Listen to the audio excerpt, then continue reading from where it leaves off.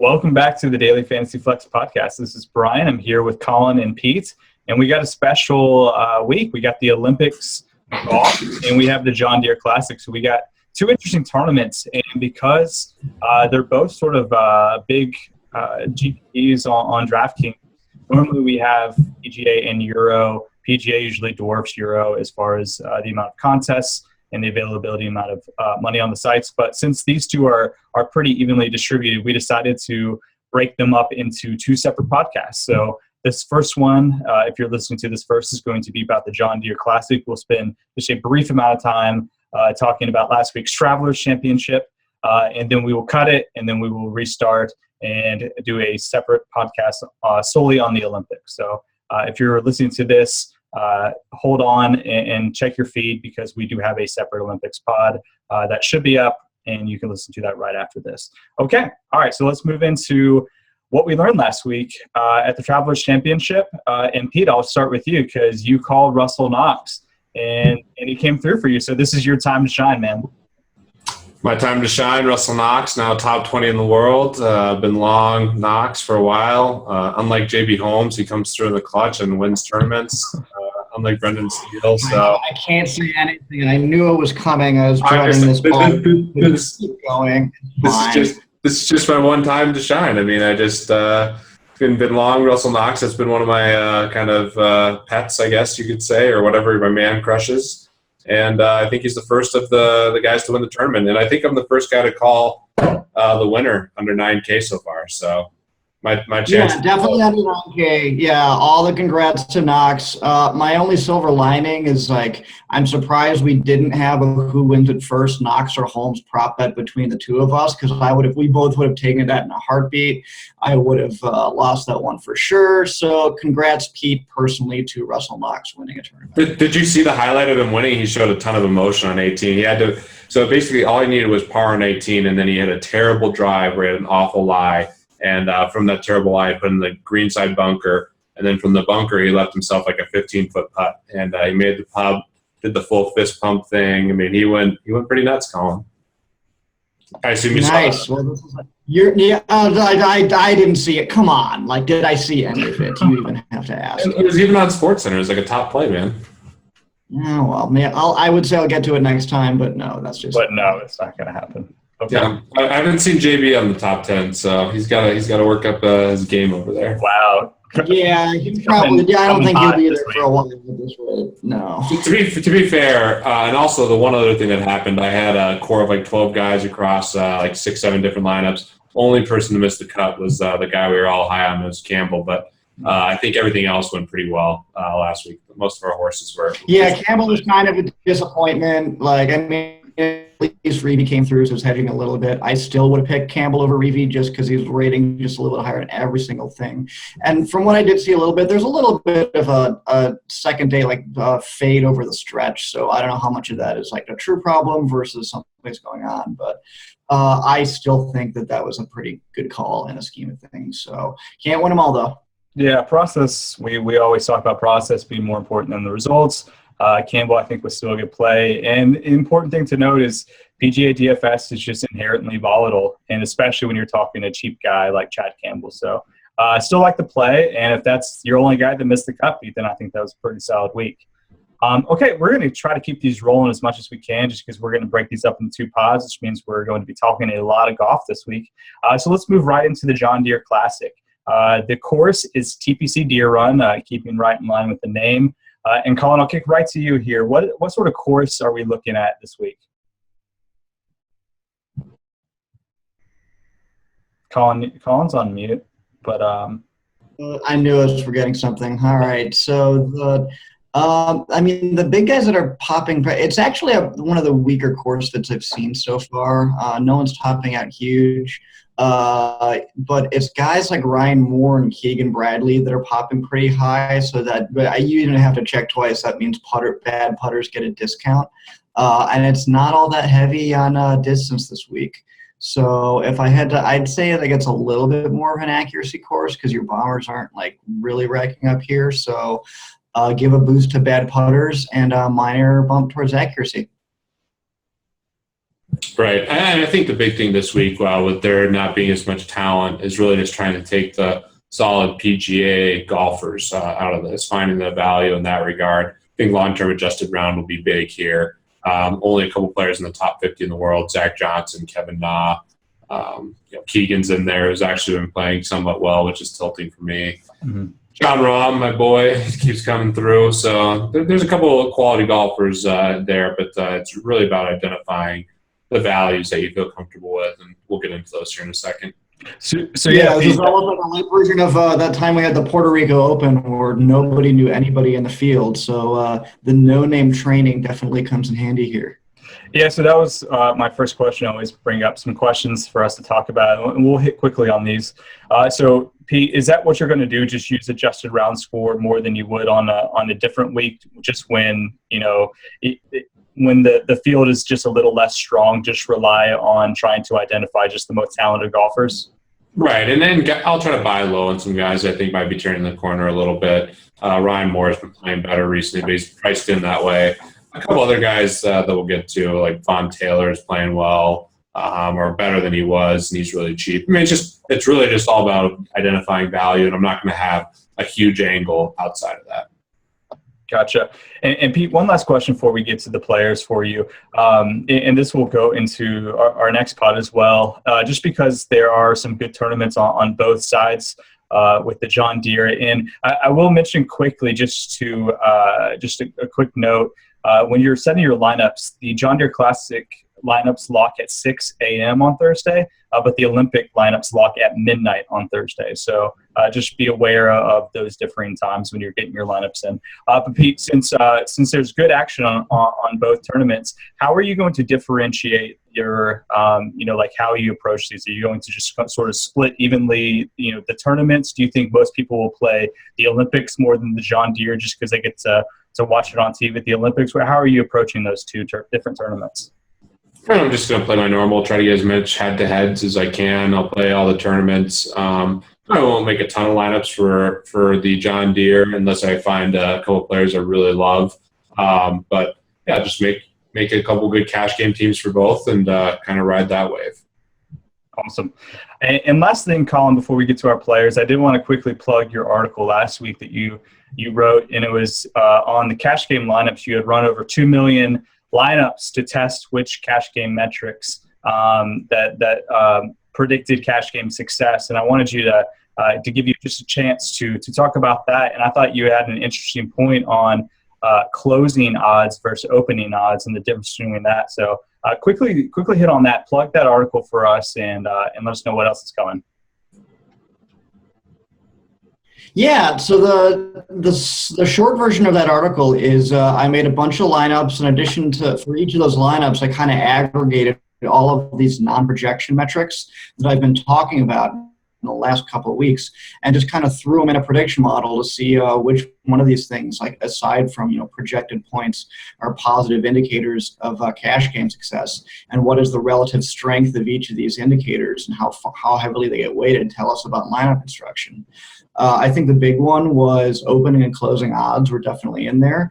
And opening odds had a stronger, both in the direction and magnitude, than closing odds, which is kind of another data point in favor of open to close line movement as a vanilla metric actually is downwardly predictive of success. So opening odds are better than closing odds if you treat them all the same. So I think there's value in finding kind of refining movement and figuring out what is good and what is bad movement. We've talked about it a couple times in the podcast, but it's definitely something that needs refinement. I thought the other one that was surprised me a lot was how important a sample size is, just how many games has a guy played. It's I've been kind of sour on rookies before, saying, not enough data, we don't know enough. But man, did this thing ever pop higher than I thought it would. I just think rookies are too much of an unknown quantity. And in cash game, that represents unnecessary risk. Maybe it makes a lot more sense for GPPs and top-heavy payouts where you embrace risk. But when you're trying to minimize it in cash games, rookies just by virtue of lineups. So those are the big two findings. I look forward to kind of refining this and testing it 6 months again, because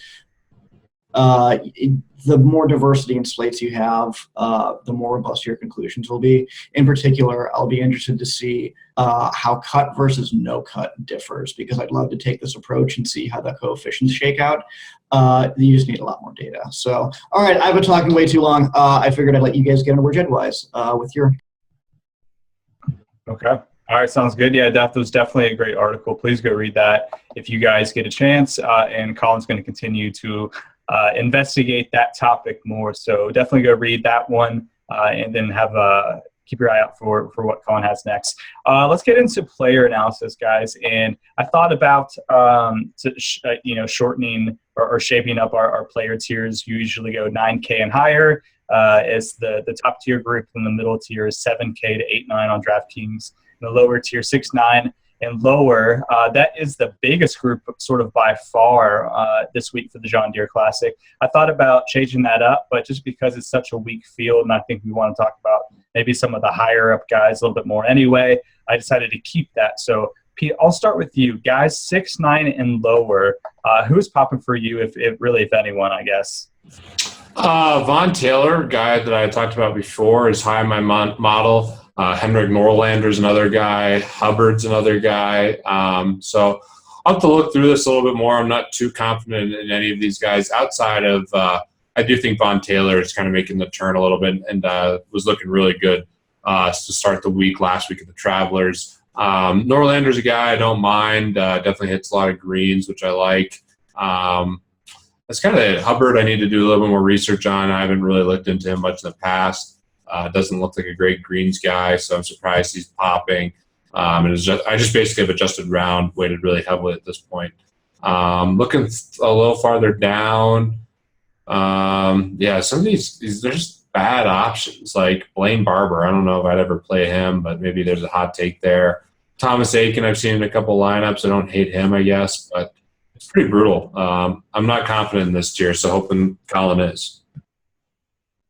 All the stuff that you mentioned, like none of that pops as like particularly bad, and I think we're all going for the least bad option in this range. The names that are popping to me surprisingly, one is Johnson Wagner, who has popped a couple times, and kind of like this is in the land of the blind type of thing. But that by far for him, for me, it's a course history pick, because the last 2 years it's 7th and 5th. And I'm wondering if that kind of thing will fly under the radar. I mean, it is like there is another miscut behind them, like slightly outside the window. But that's, depending on how much you want to weight that for. And the other interesting thing about this week that we probably didn't talk about as much, I'm wondering how much course history implicitly assumes a field strength that's much bigger in other years, and the fact that it's so much weaker because of the Olympics and just people sitting it out. I mean, normally you have headliners like Spieth and like good golfers here because they kind of treated tune-up. They treated a tune-up for the British Open. I think it still applies, especially if you adjust course history for strength of schedule like I do. But I'm almost inclined to weight it a little bit more for some of these subpar guys. Like, man, if they're posting made cuts and good scores in a stronger field, they'll probably do even better in a weaker field. And the other guy that fits the bill really well here, who I've never even heard of before this week, is Alex Prue. Pete, have you ever seen him before? Does that name ring a bell in the slightest? Don't know where that is. Yeah, exactly. Yeah, I'm in the same boat, and so I'm figuring, why is he so high? Because he's been in the he's been in PGA tournaments for like a cup of coffee and been here briefly. But I think it's just his course history is so good relative to his, like, he's basically a web.com regular who in the 3 times that he's played this has made the cut every single time in a stronger field. So like, I figure it counts for something. If you need savings in this range, you want some sense of stability. I think Wagner might be a little volatile, but Prue, like, yeah, I could take a flyer on him for a guy that makes the cut 3 years in a row and is a web.com mainstay. Sure, why not? What else do we have to go off of here other than long-term adjusted round? Okay, I think that's fair. Certainly going to take a stronger look at him. Mm-hmm. Fair enough. Jason Bone, interesting at all? He's been, where has he been? I mean, he took a nosedive. I mean, I don't hate the any stretch. And he had a heart attack. Yeah, that'll do it. That'll put you out for a while. I mean, he's decently up there for me. It's just been so long since I've had to take a look at him. I mean, it's decent course history. It's alternate missed cuts in top 25, so a little bit of volatile. His recent log, it's still spotty. Like, I don't know. Like, I mean, there aren't great options here, but I also don't hate it any more or less than the other ones we talked about. Yeah, it's fairly brutal. So maybe this is a week to definitely be a little more balanced in your lineups. Okay, Colin, I'll kick right back to you. We'll jump to this middle tier here, which is going to be 7 to 8, 9. All right, who do we have this week? At the top of my list, well, Keegan Bradley's at the top there, mostly giving a course boost from bad putters. So we all know how we feel about Keegan, and we're going to. Keegan's playing better now, though. I know that's He's crushing Keegan this week. It's happening. I think we just price is so low. He's so low. He's been playing really well. The field is weak. This is the perfect week for you to play Keegan. For you to. I'm going to play him, and he's going to fuck me. I know he is. Others get a boost. All right, let's give something that you actually have a chance of rostering instead. Bryan Harmon is definitely up there. I think of everybody in this range, only Scott Brown has a better course history. And Scott Brown's fundamentals I just don't like nearly as much as Bryan Harmon's. Hudson Swafford, who continues to – he had a decent showing last week. And of all these mid-tier guys, like, God, it's weird to see him all the way up there at 8,000 from his usual, like, low sevens. Not the greatest of course history either, but I think that's just kind of a more long-term adjusted round play. And then the other sneaky good course history play here, I think, is Steve Wheatcroft, who normally never seems to creep above 6,000. But if we kind of pull up, let's see, I have him up here now, and yeah, it's a pretty good. Wait, where'd he go? Sorry, good technical difficulties on my end. Yeah, he is. The course history there is like, yeah, it's a top 8. It's a top 10 in the last 5 years. There's another made cut there. It's kind of a fluky course history, so I don't know, weight it as you will. But the rest of his results, even just near term, is a 5th at Canadian Open, 20th at Barbasol, 5th at Barracuda, kind of similar caliber fields, give or take a Zach Johnson. Like, yeah, there's enough. Like, I could see him making his way in a couple lineups. So that's pretty much that's what I like at the top of this range. Pete, agree, disagree? I agree with all of them. Two other guys. Yeah, I mean, I might actually roster Keegan. I haven't decided on him, but a couple other guys who are popping out of I think Swafford's probably my favorite play out of this range, but a couple other guys who are high in my mouth for whatever reason. Boo Weekly, who I don't know if I'm going to play him, but 7K, certainly a guy that I trust a little bit more than the guys named before, but has missed a lot of cuts recently, including last week. And then John Sendon's rating well for me, who I haven't seen him around in a while. He's had a lot of missed cuts, though, but some decent finishes as well. So I think the guys I'll be looking at the most are probably Bradley and Swafford in this range, which makes me kind of throw up in my mouth. Yeah, for the record, I think Weekly's a pretty good one, too. I think that's decent value. That's more of a, if you don't want to go course history, I think his fundamentals are better than anyone else here. And has probably one of the strongest course fits of this group as well. The couple guys I want to ask you about in this range. The first one, Retief Goosen. Obviously, this is an older guy. He's 47 years old. Played really well last week, sort of out of nowhere. And the Travelers put up 4 straight rounds of 69 to finish 47th. Before that, he missed the cut at the U.S. Open, but was playing pretty well. Sort of picks and chooses his tournament. Has a pretty good adjusted round score in the long term. Colin, really any interest? I know you hate these young guys, these rookies. So I thought, maybe the opposite. You would like these older guys, right?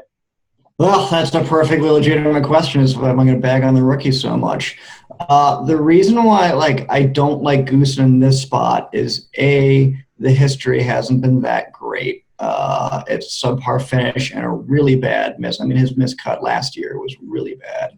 And the second is Goosen does pop as having probably one of the worst course fits because he makes his money off putting. And if you take the line the putting isn't as important this week, then he loses some edge over the field. So I just think it's not the right spot for him. Fair enough. And then the other guy that I want to ask you about, and Pete, I'll let you answer this one. Patrick Rogers finished third last week at the Travelers. He had a strong finish in the Canadian Open. He finished the top 30. He finished 32nd in the Canadian Open there. Any interest in him? He's a bomber. Are you giving any? I haven't seen a bump to bombers or accuracy guys really in this tournament, so I have no idea. He gets a penalty for what it's worth. Penalty? Yeah, that's a penalty for sure. Okay. Yeah, I'm just sort of looking at, where guys are as far as their adjusted round scores. So maybe just a mispriced talent guy. He's a great tournament play no matter what. I do think his upside is very high. Can hit the ball mile, really good athlete. It's just not quite the short game and the consistency of some other guys of his talent level. And Pete, you just won't do Keegan. No, I'm open to Keegan this week of all weeks, which makes me really not want to play that much volume because I'll be freaking insulted if he gets the cut. I never thought I would hear those words out of your mouth that you're even considering. He's a good play this week. It just is it just sucks. Yeah, he is a good play. Yeah, I agree. All right, let's move up to this top range, and Pete, I'll kick it back to you for this one. So this is going to be the guys just above that. There's actually a really big gap this week between I think between the top guy, it looks Zach Johnson is 13K, then below him is Steve Stricker at 11.8. Zach Johnson does have nearly twice his odds are twice as much as anyone else. But, so interesting here. So it's going to be Robert Garrigus at 9K up to Zach Johnson at 13K. It's tough. I mean, it's amazing that some of these guys are so expensive, but Kevin Na looks like a really good play to me in cash games. Just extremely consistent. I could argue not quite Zach Johnson caliber, but really close to him. And you're getting him at a big discount, so I think he's in play. I think people look to Steve Stricker for the adjusted round. Don't hate that play. He's rating well for me right now. I also like Ryan Moore coming off a nice finish. The Travelers didn't play well on Sunday, but was playing well that whole stretch. So I think he's in play.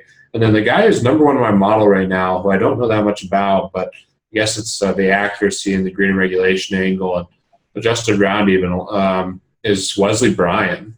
So curious your thoughts on him in particular, Colin, who rates well. So the one kind of programming, the reason Johnson is 13K this week is that's a purely course history price. Because if you pull it up in the last 5 years, he's never finished worse than third. I know we wish-wash in the definition of what is a lead course history, but I think that qualifies there as far as a lead, where it's they're just 5 top 3 finishes in the last 5 years. So again, that depending on whether or not you want stability or not for cash versus GPP. Course history is actually a slightly negative thing in my cash model. Maybe it's at least this year, it was kind of it indicated maybe it was more of an upside play. I'd be surprised to see if that actually holds true because there's if you think back to what we've done this year, there have been times in course history has disappointed all of us, like Stenson and Sawgrass. So that may be a little bit of noise. You think it's just overpriced? I mean, 13K is just always I think it's about right. I just think 13K is you just never see that kind of price elsewhere. I think the top guys are always. I mean, Wesley Bryan and John Rahm in particular, I kind of went into this already as part of the article. I'm just not going to pay for rookies in cash game. I think that the rules they're still too unknown. Even with someone like Rahm who comes storming out of the gate, I've just seen too many other people basically run good to start their PGA career, and they always they inevitably regress long term. Maybe Rahm is different, but rules are rules. I'm not going to put rookies in my lineup, Wesley Bryan included. The only guy that I think has a decent chance of getting in there is Robert Streb, who is, like, on the similar note, the cheapest of everybody here. I'd just be shocked to see anybody returning the right amount of value. I'm sure Jerry Kelly is going to be a really popular play just because he also has really good course history. But I was bearish on him before. I'm probably still going to be bearish on him even after that. I mean, yeah, it is great course history, but there's a lot of other stuff. There's just so many miscuts in the last 3 months or so. So I don't know. I'm just not high on the top tier this week. I'll probably end up going a lot more balanced. But yeah, Streb is probably the only one that I could see my way getting into lineups. Yeah, I think Jerry Kelly will be interesting just because of the recency bias. He did take second place last week at Travelers. So just kicking back to you, Colin, why are you down other than the age on Bryan? Because I do think he's intriguing. I mean, you're right, he is playing on the web.com tour. So, pulling up his game log, he played in the Digital Ally Open this last week, but he won it. He played in the Lincoln Land Charity Championship and got second place. So, like how do you deal with that data? Like, you don't obviously love a guy playing the web.com coming over PGA, but you also what is he supposed to do? And he's just winning all of these events. So, how do you interpret that? What more? Yeah, what more could, if you're a hypothetical Wesley Bryan and you're saying, Colin, what do I have to do to get me to pick you? Yeah, he's just winning everything. No, the answer is just put in more volume. The short answer is you can't do anything else. And those are just my minimum sample size required. You must be this tall to ride the roller coaster. Like, sorry, there's nothing you can do except have at least 10 good tournaments under your belt. Yeah, 3 wins this year. So not bad. That's great. Maybe it'll end up coming out organically once he has enough sample size, but I'm just too conservative when it comes to rookies. Fair enough. Peter, are you not mentioning John Rahm for the second consecutive week for a reason, or are you mad at him? No, I'm not mad at John Rahm at all. I mean, I think he's a great play. He's just a little expensive. Still long John Rahm. And, Bryson made the cut last week. People were going nuts about him, but I'm still off the Bryson until he changes his short game tactics. Fair enough. Pete, what are you doing with Zach Johnson at 13K? It seems like especially in the field where we don't love the lower price guys, just from a lineup or a roster construction standpoint, feels really, really hard to put together a lineup that you like with ZJ in there. It is. Maybe I'll take in a couple tournament teams, I'll just play the all course history guys. But yeah, Zach Johnson's tough to fit unless I find a couple more cheap guys I don't mind. But at this point, I'm not confident in that range, so probably more balance for me. Okay. Any last thoughts on this, or I guess we can, if we want to pick our winners for the John Deere, and then move on to the Olympics. Oh man, under 9K. Yeah. All right. No, let's do it. You can pick anyone this week outside of. Let's go under 11K. Okay. All right, under 11K. All right, that's fine. I'll keep it a little bit less still. I'll go Streb. That's fine. My favorite guy in the top tier. Liked him before. Yeah, Streb. I'll go Ryan Moore. I'll go Wesley Bryan just to get under Colin's skin a little bit. Because Bradley get under Pete's skin, so I would have respected either choice. Oh, Wesley Bryan's number one in my model. Well, that's just science. I can't argue with that. That's true.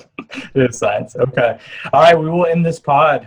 Please just go up in your pod feed and click on the next one, which will be the Olympic 2016 preview. Thanks for listening.